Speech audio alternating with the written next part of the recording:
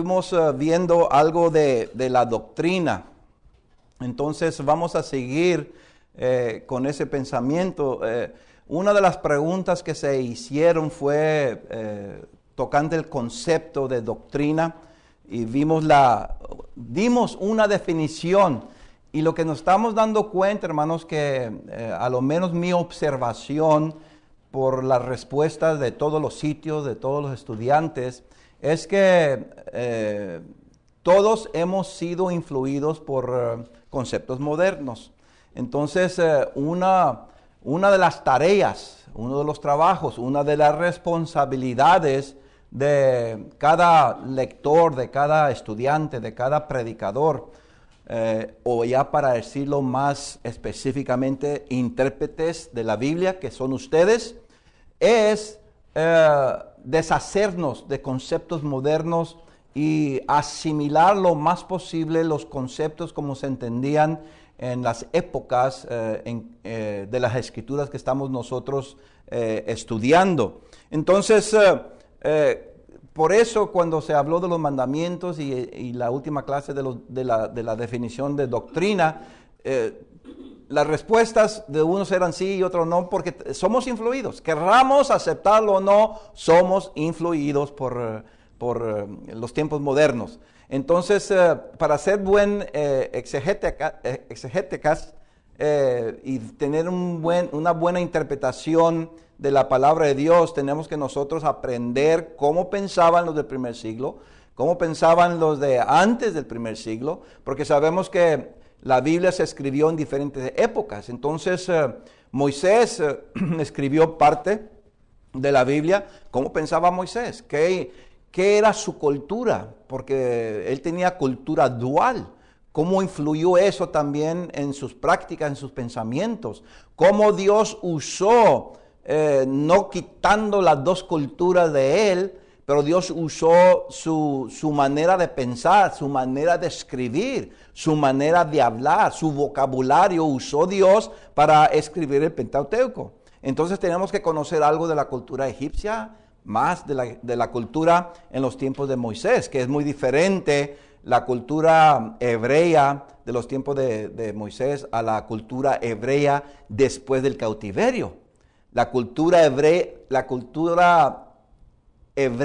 después del cautiverio no hay nada, casi nada de semejanza entre la cultura hebrea después del cautiverio a la cultura hebrea en los tiempos de Moisés. Entonces yo no puedo tener un criterio o interpretar la Biblia con una cultura en mente, la cultura hebrea nomás así. Tengo que estudiar estos cambios, estas diferencias, para cuando vea una palabra en el Pentateuco o vea una palabra en Malaquías, no me vaya a confundir, le dé una interpretación como no se usaba, ¿verdad?, de ese tiempo. Llegamos al tiempo del Nuevo Testamento, hermanos. Tenemos epístolas que se escribieron al principio, vamos a decir, ya para el año 45, ya tenemos no sé, esta se movió. No sé, Sam, si me estoy moviendo aquí, pero ni modo, es que también la pantalla ya. En el Nuevo Testamento hubo diferentes épocas. Ya para el año 45 tenemos algunos documentos del Nuevo Testamento. Y luego ya para el año 90, 80 o 90 tenemos otros. Las formas de escribir de Juan son muy diferentes a la forma de escribir del apóstol Pablo. Entonces uno tiene que saber esos usos de palabras y cómo las usaban estos apóstoles, ¿verdad?, que nos dieron el Nuevo Testamento. Entonces, cuando hablamos de la definición de doctrina, vimos, ¿verdad?, que había unas diferencias allí. Estuvimos viendo, hermanos, que la doctrina, las reglas de la doctrina no necesariamente son las leyes, reglas, mandamientos de la iglesia. Porque esa definición es a la misma vez específica, pero muy general y se aplica como a una iglesia. Yo siendo que hoy en tiempos modernos hay mucho sobre esto de de iglesias y doctrinas. Y yo prefiero decir la doctrina del Nuevo Testamento.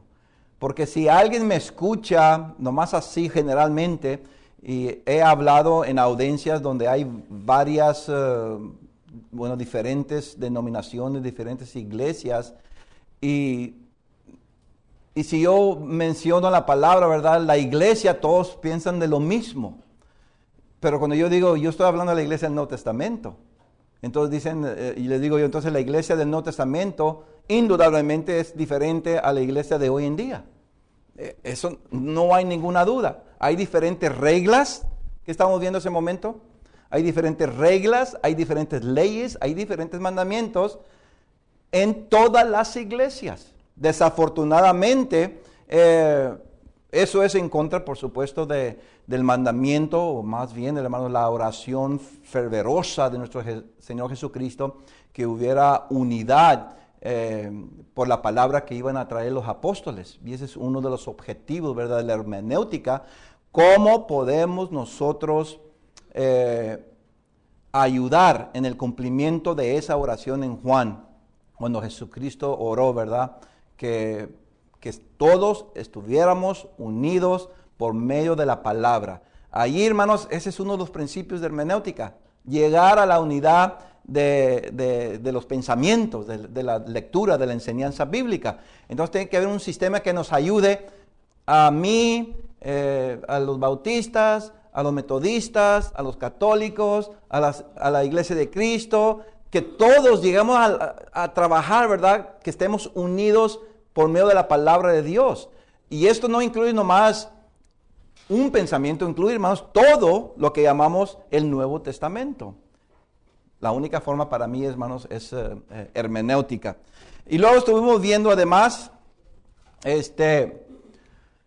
la doctrina de ahí de 2 Juan 9. Esta es recapitulación, hermanos, que específicamente dentro del contexto era la doctrina de quién es Jesús y su forma en que vino a esta tierra. Era algo muy discutido, obviamente, en el primer siglo, porque Juan dedica parte de su primera epístola, y la segunda epístola dedica específicamente a eso. Pablo habla del anticristo. Vimos que el anticristo ya vino, hermanos. Yo prefiero creer a Juan. Si Juan dice ya está entre nosotros, ¿qué puedo hacer yo? Ya está. Si alguien me dice, ¿estás esperando al anticristo? Le digo, no, porque Juan dice que ya llegó al primer siglo. Hay que estudiar cómo fue, por supuesto, para no llegar a las artimañas de ese anticristo.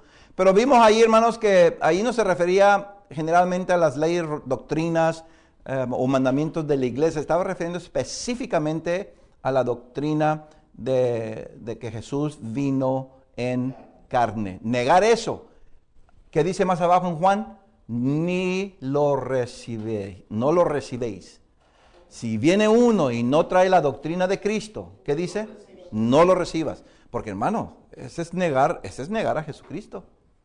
Y esa es una enseñanza esencial en el primer siglo. Vimos esto, hermanos, y aquí nos quedamos. El concepto de doctrina, vamos a hablar ya de la Biblia. Para mí la Biblia es doctrina. En su sentido simple, sencillo. Doctrina significa enseñanza. Enseñanza. Hay dos palabras en el Nuevo Testamento que se traducen de esa manera, y vamos a ver estas en este momento. Didascalía es una de ellas y tiene el número 1. Y didaqué es la segunda y tiene el número 2. Dos palabras diferentes, pero casi de alguna misma raíz. Sin embargo, tienen diferente significado. Y vamos a ver algunos de los puntos allí. Primero vamos a ver la palabra didascalía. En Romanos capítulo 15, si tienen sus Biblias, Romanos capítulo 15, versículo 4. ¿Ya llegaron ahí? Sí. Ok, si alguien llegó y me ganó, léalo por favor. Porque las cosas que se escribieron antes, para nuestra enseñanza se escribieron, a fin de que por la paciencia y la consolación de la Escritura tengamos esperanza. Muy bien, gracias hermano. Noten ustedes ahí, hermanos, la palabra enseñanza. ¿Cuál es? En griego, didascalía. Espero que todos, yo sé que esta clase ya va en griego 2, no sé los otros hermanos, pero si no, pues como quiera, hermanos,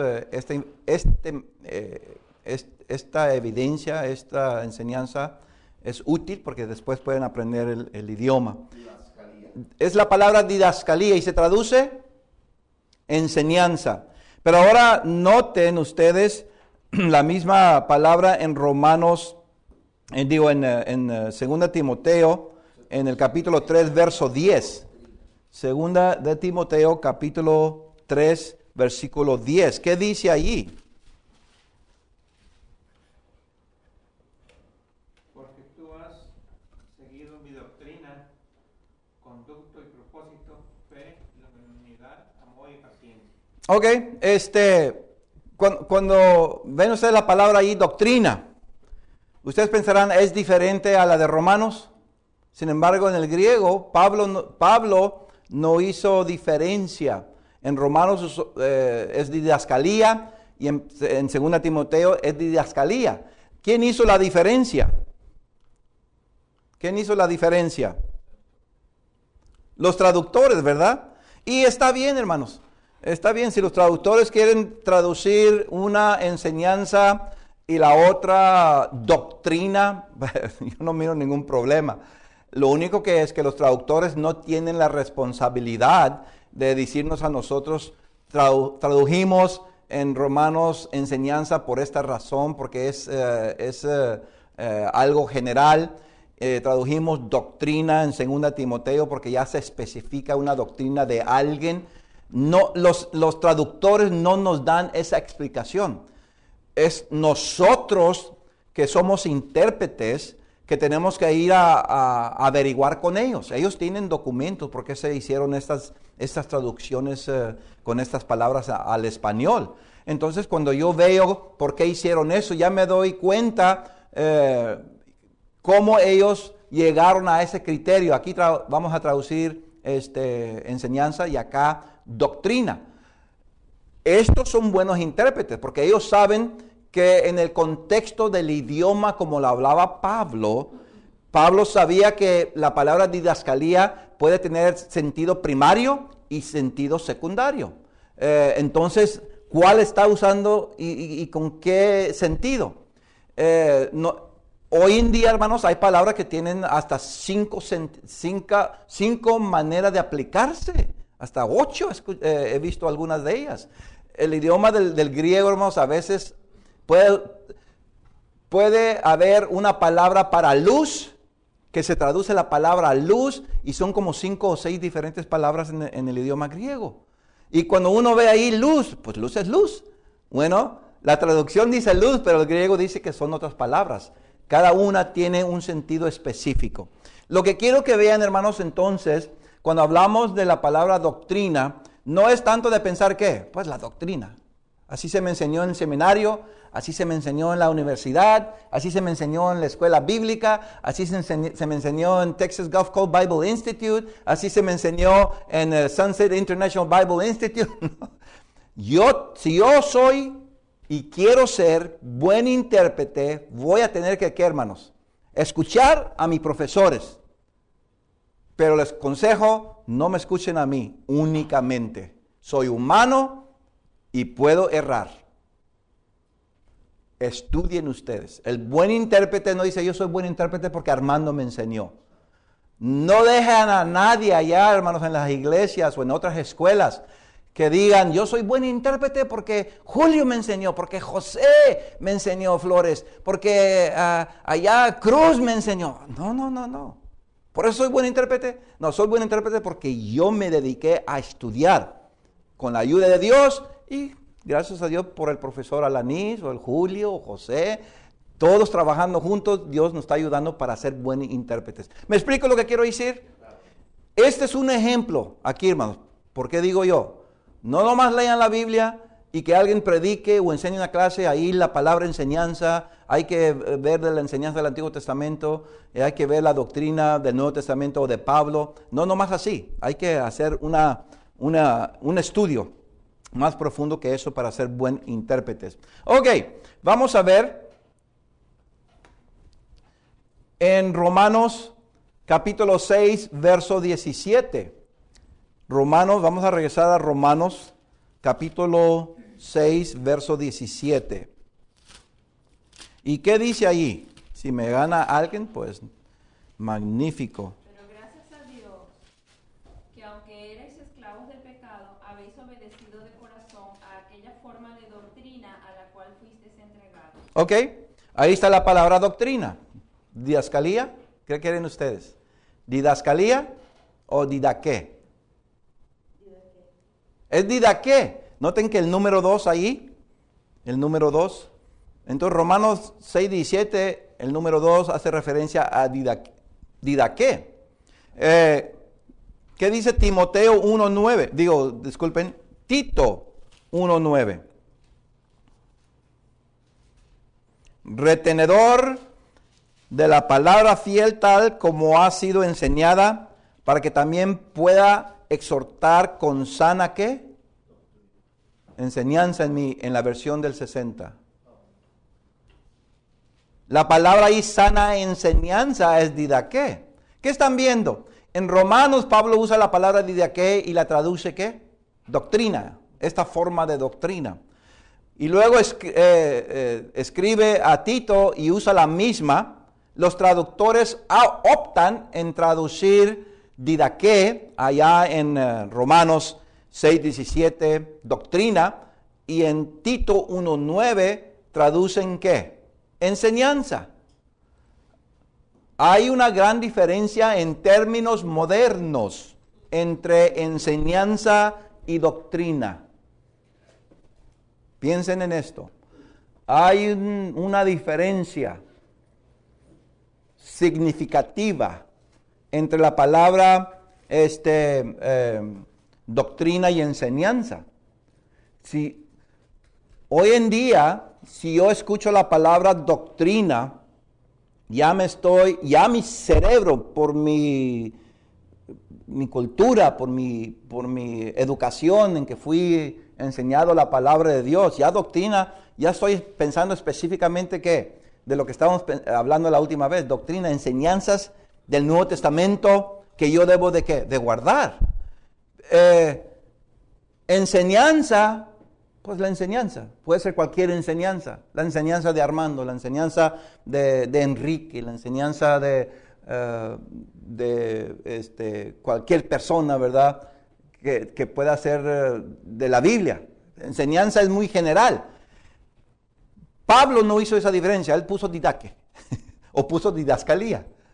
Lo que quieren los traductores es que entendamos que sí hay una diferencia significativa.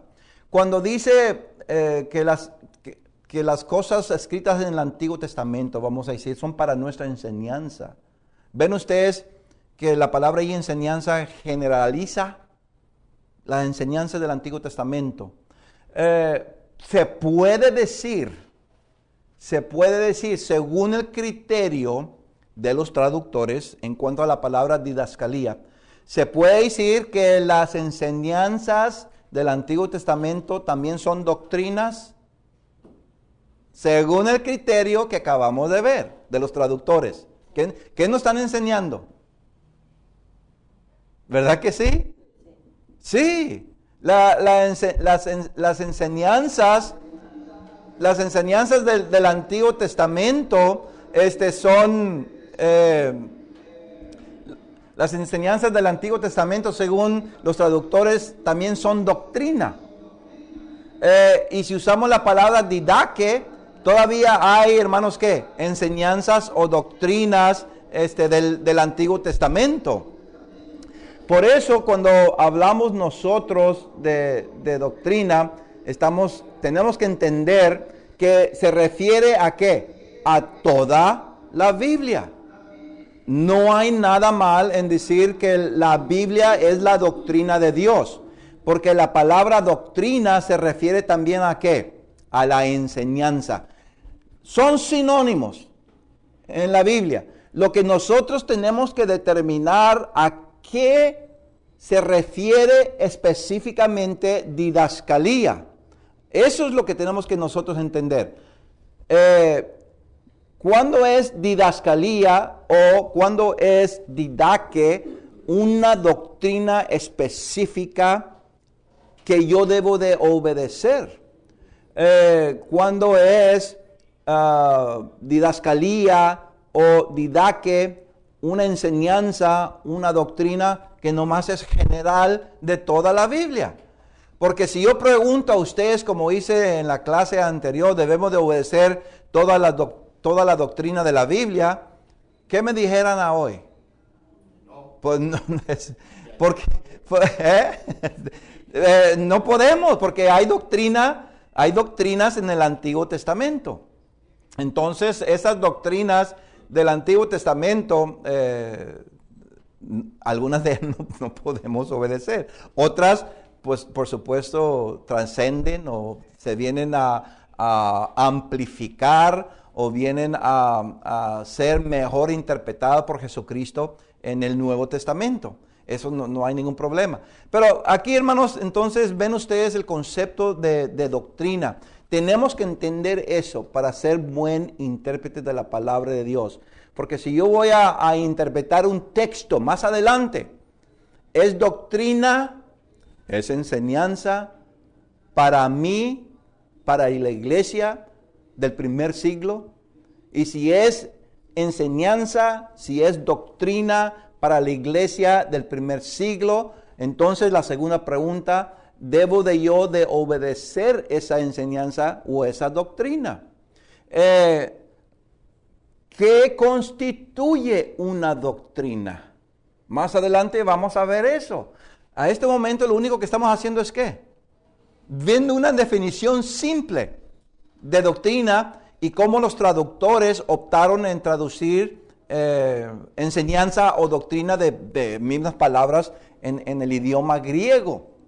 Lo que yo tengo que saber, hay enseñanzas, hay doctrinas que es posible que yo no debo de obedecer. ¿Será posible eso? A lo mejor ya están diciendo, ya Armando ya se metió en problemas. ¿No obedecer una doctrina del Nuevo Testamento? ¿Será posible eso?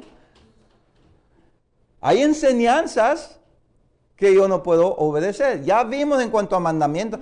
Los mandamientos son enseñanzas. Claro que sí. Y vimos que hay algunos mandamientos que yo no puedo obedecer. Les voy a dar, hermanos, para que comiencen a pensar porque es una de las tareas. Por ejemplo, vamos a Romanos a 1 de Corintios capítulo 16. Y yo sé que hay muchas enseñanzas de esto. Lo que yo les puedo decir que hay mucha tradición también. Pero esta es una de las tareas de ustedes y ustedes van a tener que persuadirse por sí mismos, no tanto a mí.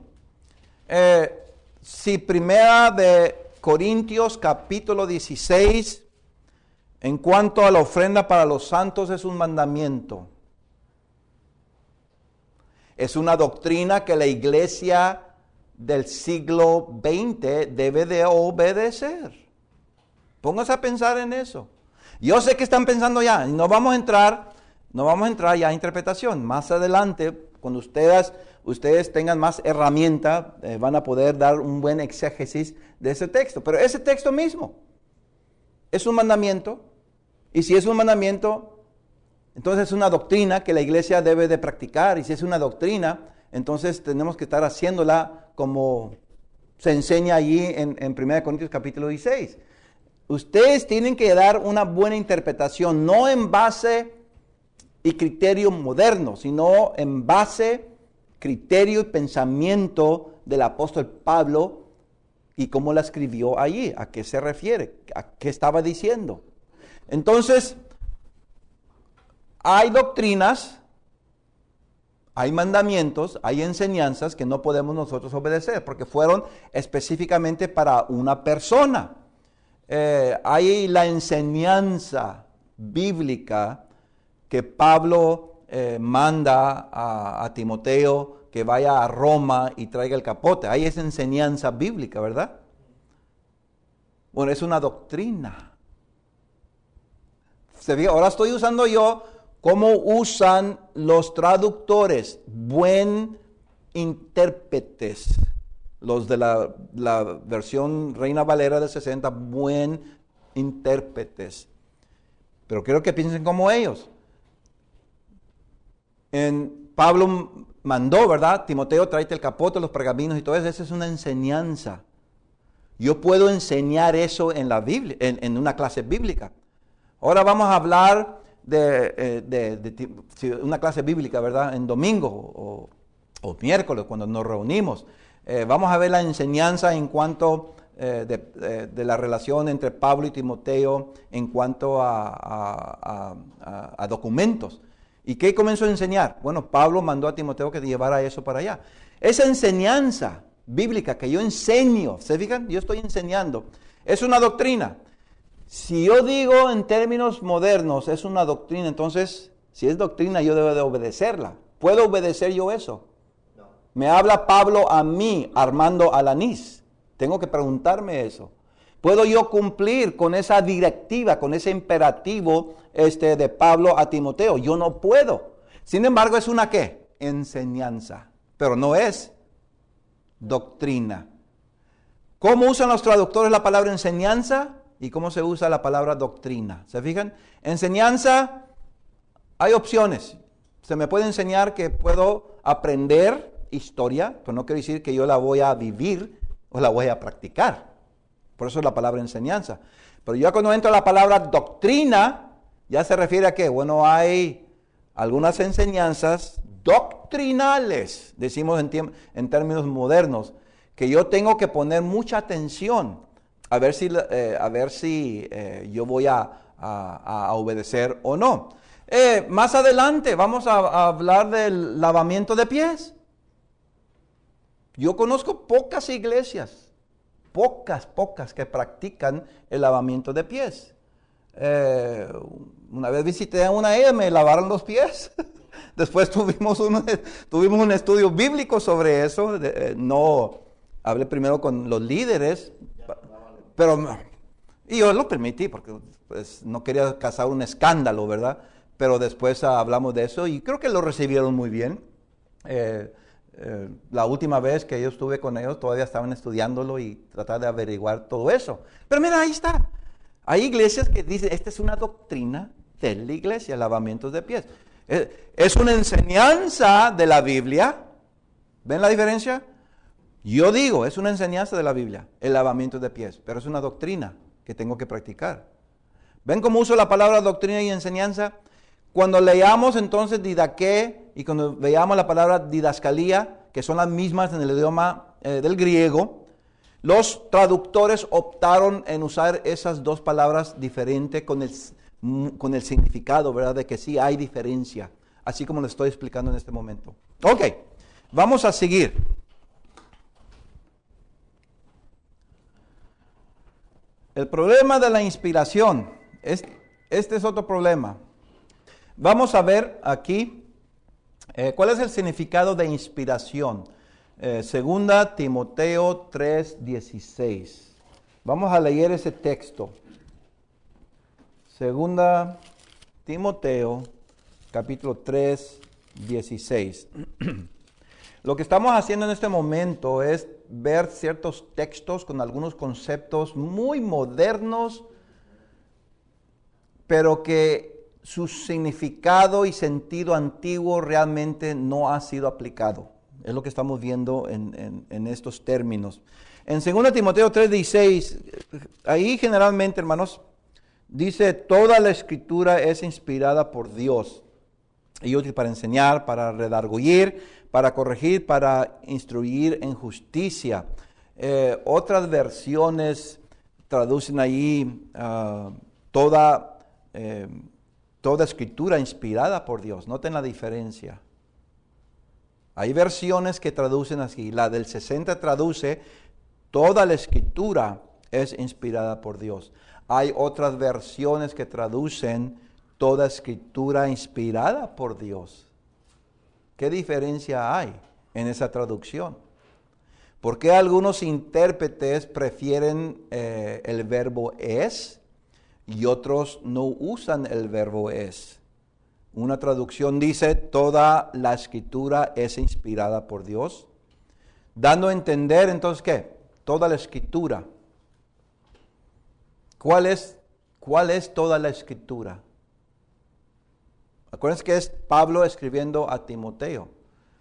Toda la escritura es inspirada por Dios. ¿Será todo el Antiguo Testamento? ¿Antiguo Testamento? Hay algunos que dicen Antiguo Testamento. ¿Qué si se traduce toda escritura inspirada por Dios? Es útil para enseñar. Entonces yo tengo como buen intérprete saber cuál es escritura inspirada y cuál no es. Ahora, ¿cuál prefiero yo? Bueno, yo prefiero la otra traducción, hermanos. El verbo es no está, esa es una añadidura para clarificar. Los traductores pueden hacer esa opción. Si yo traduzco con es inspirada o toda escritura inspirada por Dios, no hay diferencia. Si toda escritura es inspirada por Dios, se tiene que referir a ¿cuál? A la que Dios inspira, ¿verdad? Pero me gusta la segunda interpretación, que es casi como la primera, con excepción del verbo es. La segunda me gusta porque hace hincapié a ¿qué? A un principio de interpretación. Toda escritura inspirada por Dios es útil, pero hay escritura que no es inspirada por Dios que no es útil. Como buen intérprete, ¿qué debo de hacer? Tengo que separarla. Tiene que haber un principio o principios para poder distinguir la inspirada y la no inspirada. Y es lo que vamos a ver aquí. Vamos a ver aquí cuál es inspirada, y cuál no es inspirada. ¡Ay! ¿Será posible? ¿Se puede decir eso? Sí. Miren, hoy en día dicen que no toda la Biblia es inspirada. Y no estoy hablando de agnósticos, no estoy hablando de ateos. Los ateos dicen que toda la Biblia es un mito. A lo menos hay algunos en el cristianismo que dicen que parte de la Biblia es inspirada, el resto no es inspirada. Hay algunos que dicen, lo único que es inspirado en la Biblia son las palabras que dijo Jesucristo y cuando Dios habló. Todo lo demás es palabra de hombre. ¿Ven, hermanos, los pensamientos modernos en cuanto a interpretación? Por eso es muy importante que nosotros tengamos una buena respuesta a ese pensamiento. Toda la escritura inspirada de Dios es útil para llevarme a la salvación, llevarme a la eternidad. Pero hay escritura no inspirada que no tienen esos efectos. Voy a hacer otra pregunta aquí. No toca en esta clase. Yo enseño esto en Historia y Geografía del Nuevo Testamento. ¿Han tomado ustedes esa clase? ¿Todavía no?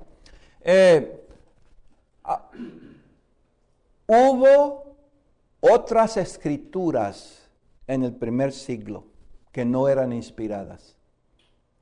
Unos dicen que sí, otros dicen que no. ¿Cómo? Hay escrituras que no son inspiradas. ¿Cómo? Hay escrituras que no son inspiradas. Ok, es muy general. Estoy hablando de... Daniel 4:30. ¿Cómo? Daniel 4:30. Daniel, bueno, después vamos a hablar... 4, versículo 30, cuando Nabucodonosor habla, dice... Ok, esa es inspirada. Después vamos a hablar de eso. Tenemos que hacer diferencia en el contexto aquí. Toda escritura inspirada y toda escritura es inspirada. Pero vamos a hablar de inspiración. Pero vamos nomás al Nuevo Testamento, antes de ir al Antiguo. Lo que estoy diciendo, en el primer siglo, en los tiempos de Cristo y los apóstoles, hubo escrituras. Cuando yo digo escrituras, son enseñanzas que se estaba enseñando a quién? A la iglesia, como si fueran de quién? De Dios. Hubo escrituras en el primer siglo que no eran inspiradas. Y si dicen ustedes, sí hubo escrituras, ¿dónde está la prueba? No nomás digan, no, sí hubo escrituras en el primer siglo, en los tiempos de los apóstoles, que no eran inspiradas. ¿Cómo saben? Díganme ustedes, denme la prueba. Ejemplos. Claro. Claro, cuando hablaba, por decir, a Simón. Eso es inspirado. Cuando pedía, Me- hablaba,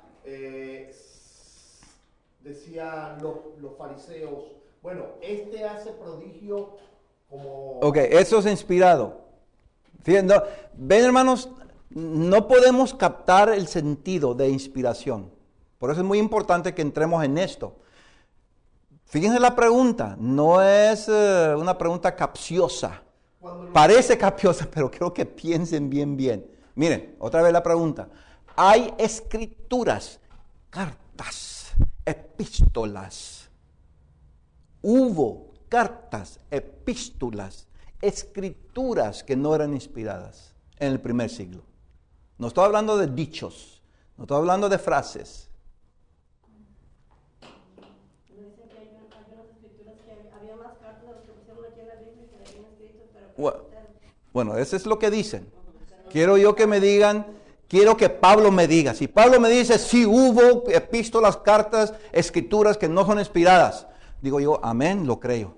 Pero si alguien acá, Moody, McCarvey, Campbell, Wesley, me dice a mí sin prueba, ok, está bien Wesley, está bien Campbell, está bien. Pero si Pablo me dice, wow, es lo que quiero. Escucho a Wesley, a Campbell y a McCarvey, los escucho, pero yo quiero, buen intérprete escucha con respeto, ¿verdad? A los grandes eruditos que tenemos, pero no menosprecia que lo diga mejor Pablo. Pablo no fue educado en una universidad, no tiene su doctorado en PhD ni maestría, pero sin embargo tuvo el mejor maestro de maestros para la mejor maestría de todas las maestrías, ¿verdad? Directamente de Jesús y más inspirado por Dios. Ahorita vamos a hablar más de eso. Piensen en eso. Vamos a ver dos textos para que de una vez vayan ustedes asimilando esto. Por ejemplo, vamos a Tesalonicenses.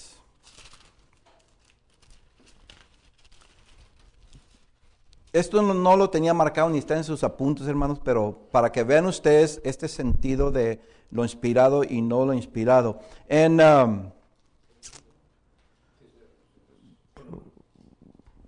No sé si es primera o segunda. Vamos a ¿Pero qué dice? Más o menos. cartas, epístolas.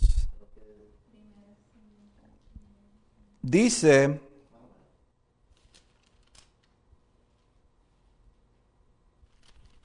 es en en primera.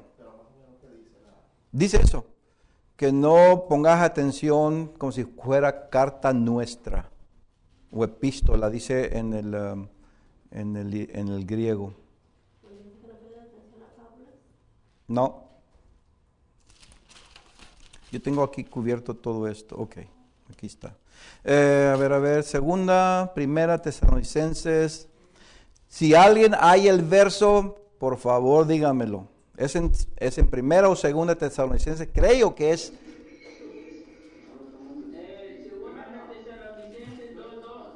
Segunda, gracias hermano.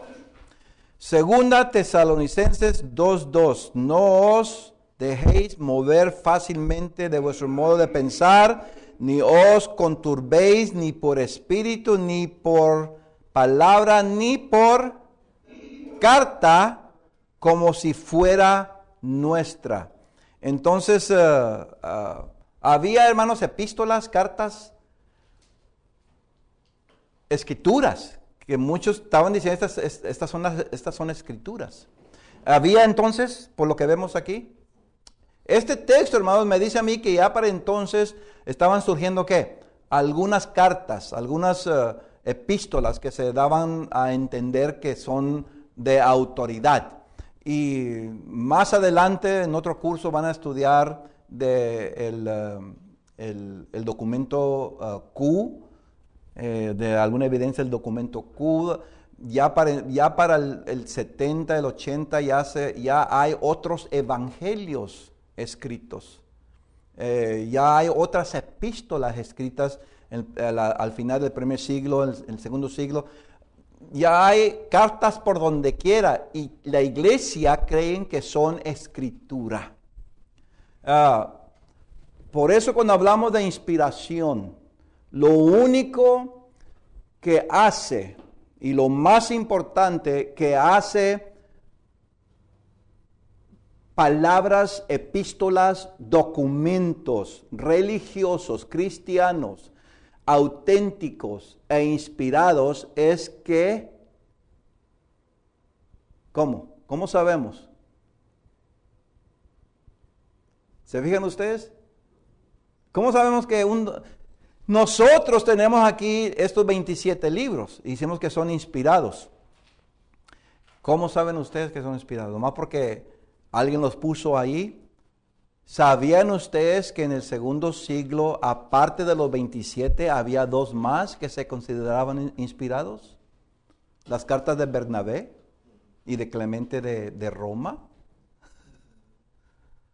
Y están en los documentos alejandrinos, donde se tradujo esta Biblia. Los traductores e intérpretes modernos dijeron, bueno, la epístola de Bernabé, el pastor, y Clemente primera y segunda, esos no son inspirados. Y los quitaron de los manuscritos del alejandrino y otros. ¿Ven la diferencia? Allá los consideraban que inspirados, en tiempos modernos no los consideran inspirados esos documentos. Nosotros tenemos 27 libros, decimos que son inspirados. La iglesia del segundo siglo decía que había 29 libros inspirados, hasta veces hasta 30. ¿Cómo llegaron a esas conclusiones? Inspiración es muy importante si quiero ser yo un buen intérprete. Tengo que saber esto es inspirado. Y creo, hermanos, que saber inspiración hoy en nuestros tiempos es más importante, no tanto para decir que había dos documentos allá y ya no los tenemos. Yo creo que es para dar respuesta a muchos en la iglesia y a muchos en lo secular, este concepto de inspiración. Porque para muchos inspiración es un concepto muy místico. Ya cuando alguien dice esto es muy místico, ya le están quitando ¿qué? La esencia que existe un Dios. Ok, vamos a ver cuál es el significado de inspiración.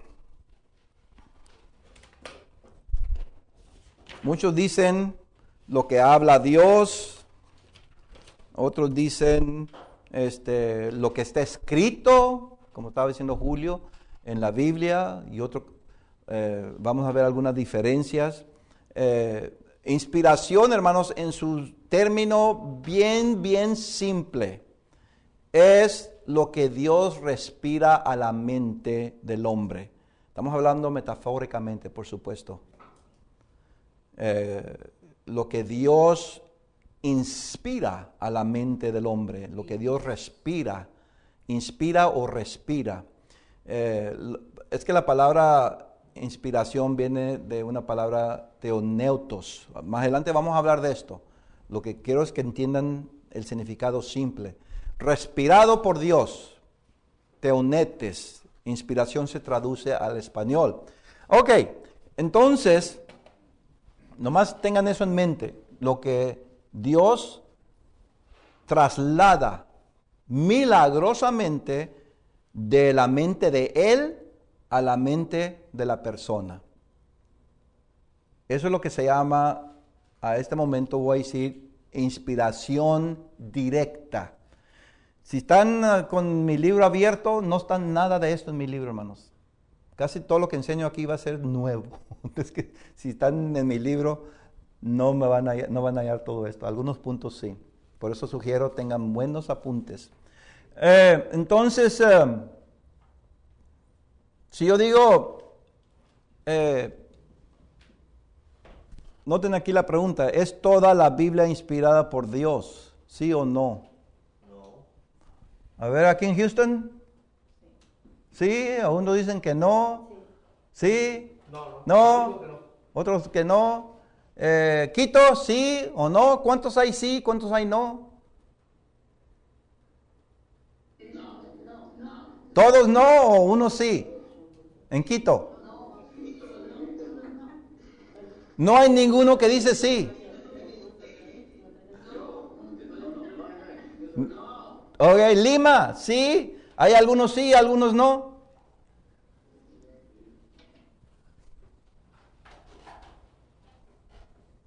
Ok, creo que tenemos a Lima, ¿verdad? Parece que entraron.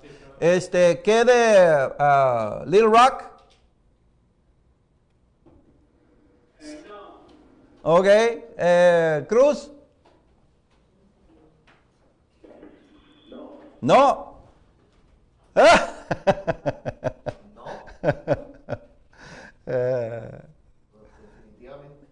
Definitivamente. Definitivamente. Bueno, yo estoy diciendo que sí. Y yo no voy a decir sí sin probarlo. Tenemos que llegar a una manera de pensar de inspiración, porque si seguimos este curso y yo tengo un concepto de inspiración acá y otros tienen otro concepto de inspiración por de este lado, ¿de qué sirve aprender exégesis bíblico? Tenemos que llegar a un buen entendimiento, sin interferencia moderna, sin influencia de hoy en día, en cuanto a lo que es inspiración. Tenemos que ver cómo es inspiración en el primer siglo. Ok, vamos a seguir haciendo preguntas aquí.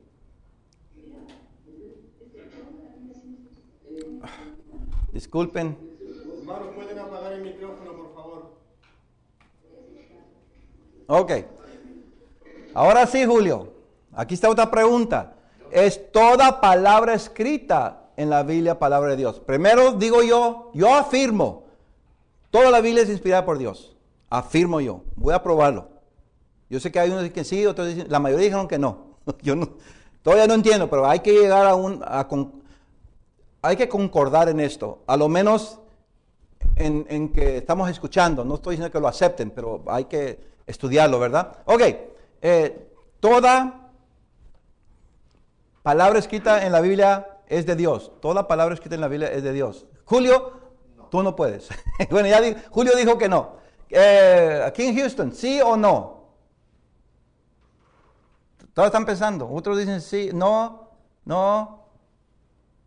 sí, no. Quito, sí, ¿cuántos sí y cuántos no?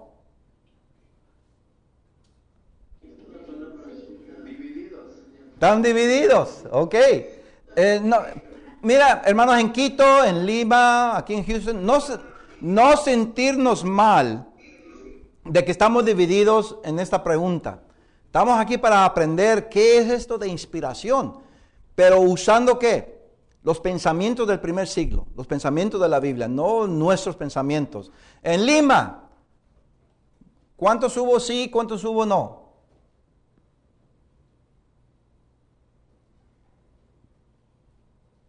Ok, todavía no contestamos de Lima. ¿Qué en Hidden Valley?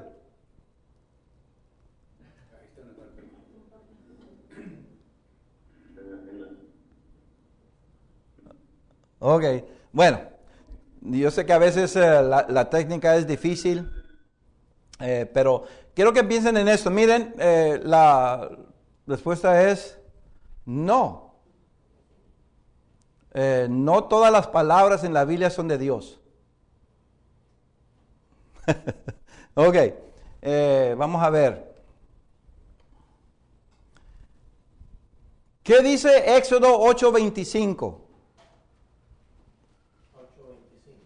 ¿Y qué dice Mateo 12:24? Si alguien busca Éxodo 8:25, yo busco Mateo 12:24. Doy estos textos, hermanos, para que nosotros comencemos a pensar más en el contenido, en el contexto, en el contenido contextual de la Biblia. ¿Qué dice Éxodo capítulo 8, verso 25? Entonces Faraón llamó a Moisés y a Aarón y les dijo, andad, ofreced sacrificio a vuestro Dios en la tierra. ¿Quién dijo andar, ofrecer sacrificio a vuestro Dios en la tierra? El faraón. Faraón. ¿Dijo esto Dios? ¿Sí o no? Ahora o creo que todos tienen que decir que sí. ¿No? No. Dios no dijo estas palabras. ¿Qué es la pregunta anterior? ¿Es toda palabra en la Biblia hablada por Dios? No inspirada. Diferente. Ven que lo que la palabra de Dios habla, dice, es muy diferente a lo que la palabra de Dios es inspirada. Son dos cosas diferentes. Fue inspirado. Ok, ahorita vamos a hablar de eso. Miren, la Biblia es inspirada por Dios. Amén. Digan lo que digan otros eruditos, a mí no me van a persuadir que la Biblia no es inspirada. Lo que tenemos que distinguir es cuáles palabras son de Dios y cuáles palabras, primeramente, primer punto aquí, ¿verdad? Para una buena interpretación, hay que determinar cuáles palabras son de Dios y cuáles son de quién. Del hombre. Para saber. Aquí sabemos que las palabras de Faraón no son palabras de Dios. ¿Están en la palabra de Dios? A ver, fíjense la terminología moderna que estoy usando. Esto que estoy hablando yo, hermano, no hablaba en el primer siglo, ni en los tiempos de Moisés. Si lo decían algo semejante como estoy diciendo yo, no tenía el mismo sentido. Las palabras de Faraón están en la palabra de Dios. Porque hoy en día la palabra de Dios es ¿qué? La Biblia. ¿Ven? La palabra de Dios es la Biblia. Cuando Pablo dijo, yo hablo las palabras de Dios, ¿a qué se refería? ¿Se fijan ustedes? Que no, Pablo no está hablando lo mismo que yo, pero él usó esa frase. Cuando yo fui a vosotros, Corintios, no fui con palabra de sabiduría humana, sino fui con la palabra de Dios. ¿A qué se refería? Lo que Dios directamente le estaba inspirando, lo que Dios le estaba revelando al momento. No está hablando, hermanos, del Antiguo Testamento. Está hablando de revelación única, nueva. Cuando Pablo comenzó a enseñar, muchas de ellas las escribió en epístolas. Hoy en día, digo yo, la palabra de Dios, ¿a qué nos referimos? A toda la Biblia. Pablo no lo usaba así, hermanos. ¿Se fijan ustedes? Si queremos ser buen intérpretes de la Biblia, nosotros tenemos que aprender la terminología, los conceptos de frases como la usaba en el primer siglo y no ser tan influidos como la usamos hoy en día, porque nos vamos a meter en problemas de interpretación. Y aquí está nomás un caso de ellos. En Mateo capítulo 12, en el, ¿qué es? No, es el capítulo, sí, 12. Capítulo 12, verso 24. Mas los fariseos, al oírlo, decían, este no echa fuera a los demonios, sino por Belzebú, príncipe de los demonios. ¿Dios dijo esto? ¿Jesucristo dijo esto? ¿Quién lo dijo? Los fariseos. No es palabra de Dios. No son palabras de Dios. ¿Ven lo que estoy diciendo yo, hermanos? En el primer siglo hubieran dicho, esas no son palabras de Dios. Le hubieran dicho a los fariseos, esas no son palabras de Dios. Pero hoy en día estudiamos el capítulo 12, y he escuchado yo esto, estudiamos el capítulo 12 de Mateo, vamos a estudiar la palabra de Dios. ¿Ok? Yo entiendo en términos modernos a qué me refiero. Pero si yo pregunto, ¿lo que dijeron los fariseos es palabra de Dios? ¡Ay! Ya parece que hay un choque porque Dios no dijo esas palabras. Fueron los fariseos que estaban todos torcidos, todos equivocados. No son esas palabras de Dios. Sin embargo, la Biblia es inspirada por Dios. No hay contradicción ahí. Vamos a seguir explicando de esto. Entonces vamos a tomar aquí un tiempecito para descansar y también seguir en la siguiente clase.